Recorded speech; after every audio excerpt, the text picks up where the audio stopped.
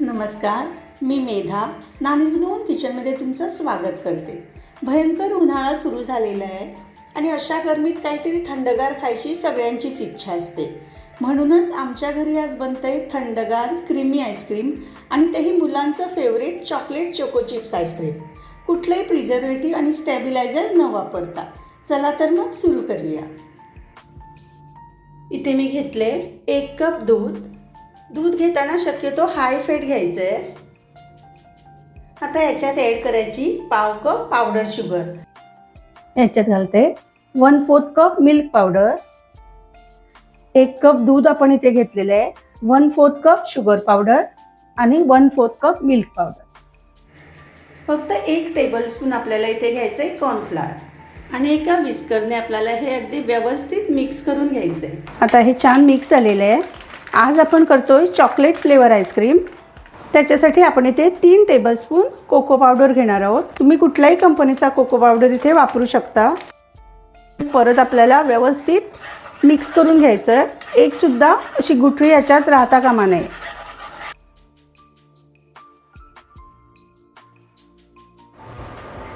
आता तुमच्या गॅसची जी सगळ्यात बारीक फ्लेम आहे त्याच्यावर हा पॅन ठेवून द्यायचा। हा प्रोसेस करताना शक्यतो नॉनस्टिक कढईच वापरायची, कारण याच्यात कॉर्नस्टार्च आहे आणि ते लगेच खाली तळाला चिकटतं।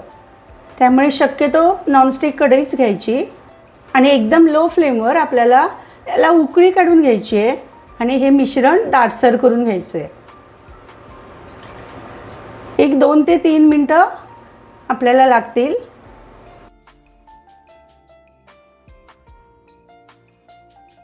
आता तुम्ही बघू शकता अगदी मिनिटभरात हे मिश्रण जाडसर व्हायला सुरू झालेलं आहे। तुम्ही बघू शकता बाजूला हे असं जाडसर होऊन चिकटायला पण सुरू झालेलं आहे। त्यामुळे हे असं स्क्रॅप करत राहायचं आणि याला सतत ढवळत राहायचं। आणखी 2 मिनटं आपल्याला लागतील। बरोबर 3 मिनिटानंतर हे बॅटर तुम्ही बघू शकता एकदम जाडसर झालेलं आहे। आता गॅस बंद करायचा आणि गॅस बंद करून सुद्धा हे आपल्याला सतत ढवळत राहायचं आहे आणि थोडंसं थंड झालं की मग हे फॅन खाली ठेवून द्यायचं आणि आपल्याला हे पूर्ण थंड करून घ्यायचं आहे। आता मी गॅस बंद केलेला आहे आणि 1 मिनिटभर मी असं ढवळत राहणार आहे।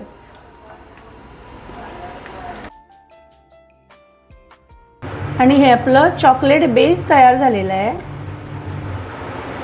हे पूर्णपणे थंड झालं की आपण पुढच्या प्रोसेसला सुरू करूया। आता मी इथे एक खोलगट पातेलं घेतलेलं आहे, त्याच्यात घालते 1/2 कप व्हिपिंग क्रीम।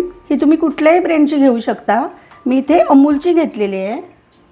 1 कप आणि पाव कप। ही एकदम चिल्ड घ्यायची आहे आपल्याला। याच्यात घालते 1/4 कप कंडेन्स मिल्क। हे सुद्धा आपल्याला थंडच घ्यायचं आहे। याच्यात अर्धा चमचा ॲड करते व्हॅनिला इसेन्स।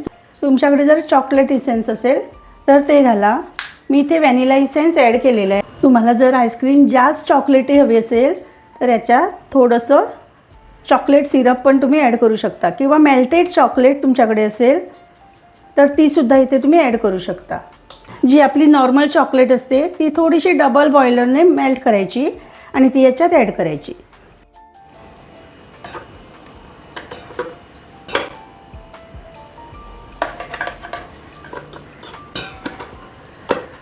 आणि आता आपल्याला हे मिनिटभर अगोदर स्लो स्पीडवर आणि नंतर हाय स्पीडवर विस्क करून घ्यायचं।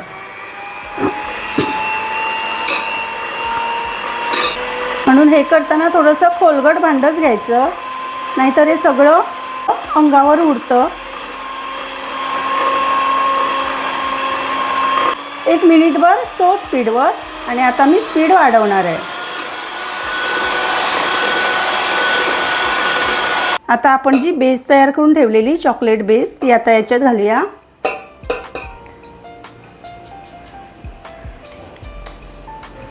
सगळी याच्यात घालायची आपल्याला। ह्याने परफेक्ट मेजरमेंट आहे।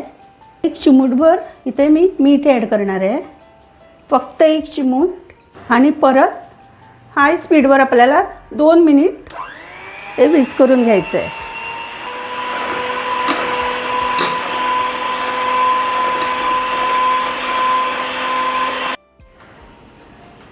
तुमच्या आवडीप्रमाणे तुम्ही ते चोको चिप्स घाला आणि परत आता फक्त 1 मिनिटभर. आता सगळी तयारी झालेली आहे. आता आपण आईस्क्रीम सेट करायला ठेवूया एका क्लीन कंटेनरमध्ये, ज्याच्यात जरासुद्धा पाण्याचा अंश नाही अशा कंटेनरमध्ये ही आईस्क्रीम सेट करायला ठेवायची.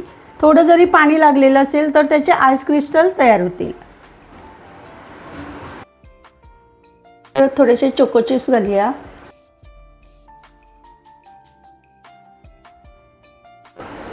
आणि थोडंसं चॉकलेट सिरप.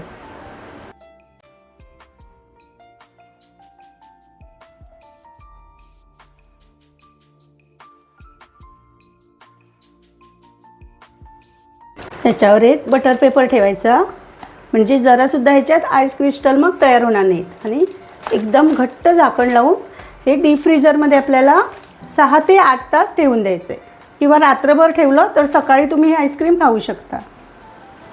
आणि थोडंसं राहिलेलं बॅटर मी अशा पॉप्सिकल फॉर्म्समध्ये सेट करायला ठेवलं. आणि दुसऱ्या दिवशी आपला आईस्क्रीम अगदी परफेक्ट सेट झालेलं आहे आणि खाण्यासाठी सुद्धा एकदम तयार आहे. म्हणूनच या भयंकर उन्हाळ्यात बाहेरच्या आईस्क्रीमला बाय बाय करून थंडगार, क्रीमी आणि मुलांसाठी अगदी सेफ असणारं आईस्क्रीम घरीच बनवा. मुलंही खुश आणि आपणही खुश, कारण या आईस्क्रीममध्ये आपण कुठलंही केमिकल किंवा प्रिझर्वेटिव्ह वापरलेलं नाही आहे. आणि चव अशी की आईस्क्रीम पार्लरमधल्या चवीलासुद्धा मागे टाकेल. तर नक्की बनवा. फक्त एकच की हे बनवताना मी सांगितलेलं साहित्य अगदी अचूक मापात वापरा. आणि रेसिपी आवडली तर एक लाईक नक्की द्या. आणि अशाच मस्त रेसिपी पाहण्यासाठी आमच्या चॅनलला सबस्क्राईब करा. परत भेटू पुढच्या शनिवारी. तोपर्यंत स्वस्त रहा, मस्त रहा.